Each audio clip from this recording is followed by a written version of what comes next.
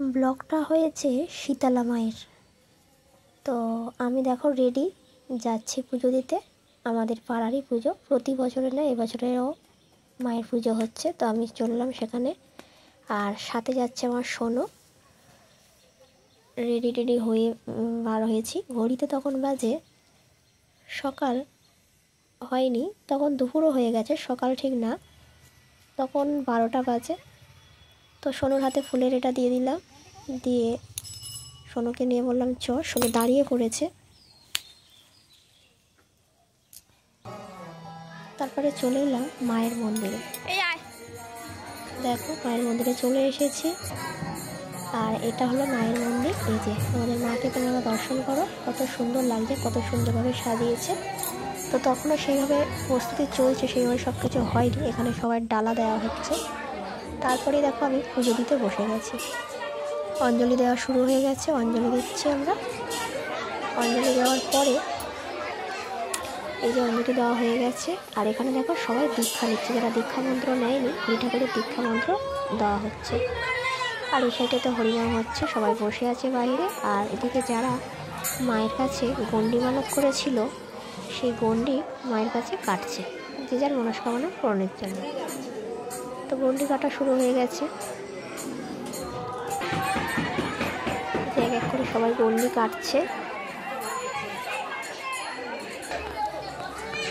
তারপরেই আমি পুজো দেওয়া হয়ে যাওয়ার পরে এখানে দেখো সব পুজো রেডি। আর পুজোটা কিন্তু একবার না অনেকবারই হয়েছে। তো অনেক লোক যেহেতু, একবারে তো হবে না। আমাদের টিপও দিয়ে দিয়েছে, টিপ পরাও হয়ে গেছে। আর আমি দেখো কিছু বাতাসার নোটও গুড়িয়ে নিয়েছি। আমার আঁচলে দেখো বাতাসা, কত ডালা, দেখো কত ডালা হয়েছে, কি ভালো লাগছে তাই না? খুব সুন্দর লাগছিল ভিতরটা সাজানোর পরে। আর এখানে চরণমিতাও দিয়ে দিয়েছে। চরণমিতাটা নিয়ে নিলাম আমি হাত বাড়িয়ে। তারপরে চলে এলাম সোনুকে নিয়ে বাড়িতে, কারণ সোনুর খিদে পেয়েছে। আর যেহেতু শীতলা মায়ের পুজো, তো বাড়িতে ঠান্ডা করতে হয়। তো আমি পান্তা করেছিলাম আর ভাজাভুজি ডাল চচ্চড়ি করেছিলাম। তো সোনু তো বায়না ধরেছিল আইসক্রিম খাবে, যেহেতু ওর শরীর খারাপ, তার জন্য ওকে একটা চিপস কিনে দিয়েছিলাম। তো চিপস দিয়ে ও সোনু ভাত খেতে বসে গেছে।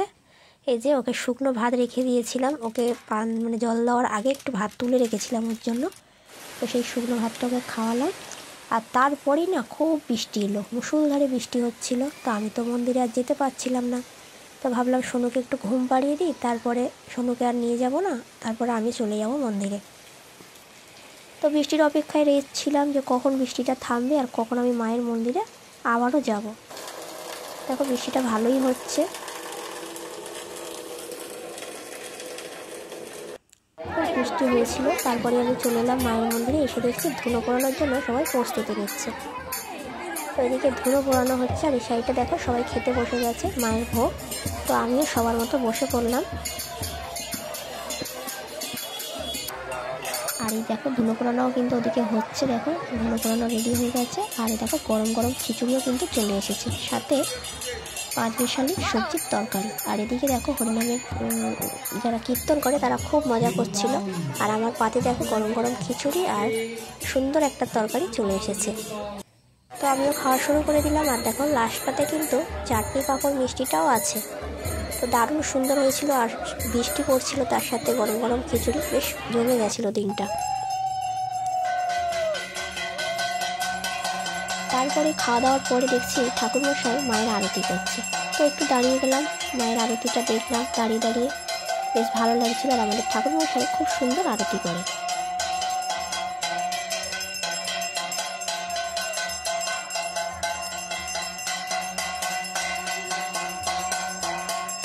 মাকে সত্যি খুব সুন্দর লাগছিল আজকের দিনটায়। আর দেখো আরতিও কমপ্লিট হয়ে গেছে। তারপরেই কাকিমা দিয়ে দিচ্ছে সবাইকে হোমের টিপের ফোঁটা। যেহেতু হোম হয়েছিল, টিপটার ফোঁটাটা সবাইকে দিয়ে দিল। তারপর রাতের বেলা ছেলেদের বায়না, মা লুচি খাবো। তো ঠিক আছে, লুচি তরকারি করে নিলাম, আর ছেলেরাও খাওয়া শুরু করে দিল। তো দেখো আমার 2 ছেলে লুচি আর তরকারি নিয়ে বসে পড়েছে।